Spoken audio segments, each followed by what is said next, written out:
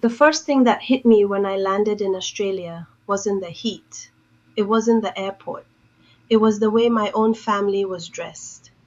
It was 1975, and Australia was right in the middle of the hippie era. Flares, miniskirts, a whole generation loosening up in ways I'd never seen. My auntie, my uncle, and the rest of the family were there waiting for me when I stepped off that plane. Coming from a world where modesty wasn't a choice, it was simply how things were done. Seeing family dressed like that, in the middle of all that free-spirited 1970s fashion, my mind genuinely couldn't process it at first.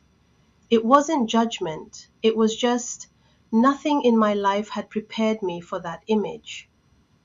That's the thing nobody tells you about culture shock. It's not the big, obvious differences that throw you, it's the small, intimate ones, the ones that hit you before you've even left the airport car park. The roads were clean, cleaner than anything I'd known. And when we got to the house, it was bigger than I expected too, bigger than what I was used to, where multiple family members often shared a single room. Here, everyone had their own bedroom, their own space, their own door to close. And some of the cousins had boyfriends, openly, living their own lives in a way that, where I came from, simply wasn't done. It's hard to explain how disorienting that is unless you've lived it. You're not just adjusting to a new country, you're adjusting to an entirely different idea of what family life and privacy and growing up are even supposed to look like. Even the food didn't taste like home. It was bland to me, nothing like the spice and depth of what I'd grown up eating. Such a small thing, but it added to that quiet, constant feeling that everything familiar had been swapped out for something almost right, but not quite. Language was its own kind of shock, too. People spoke so fast that half the time I simply couldn't keep up. I'd catch a few words here and there, nod along, and try to piece the rest together after the fact.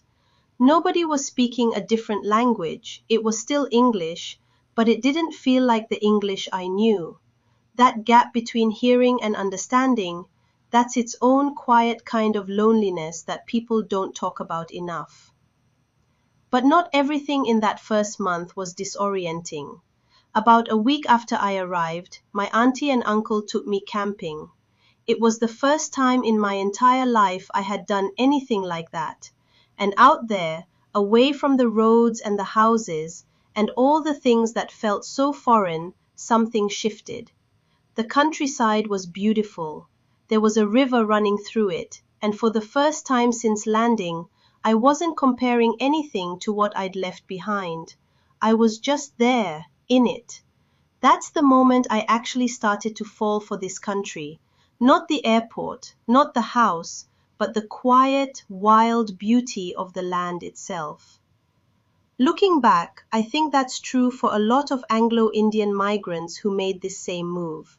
The shock isn't just about missing home, it's about realizing that the rules you built your whole identity around, modesty, family structure, privacy, don't apply here anymore, and you have to decide, piece by piece, what you're going to keep and what you're going to let go of.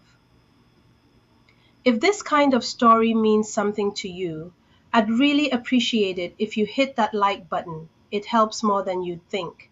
And if you want to understand more about where I was coming from before all of this, the world that made that airport moment so disorienting in the first place, I made a video on exactly that. You can check it out by clicking right here.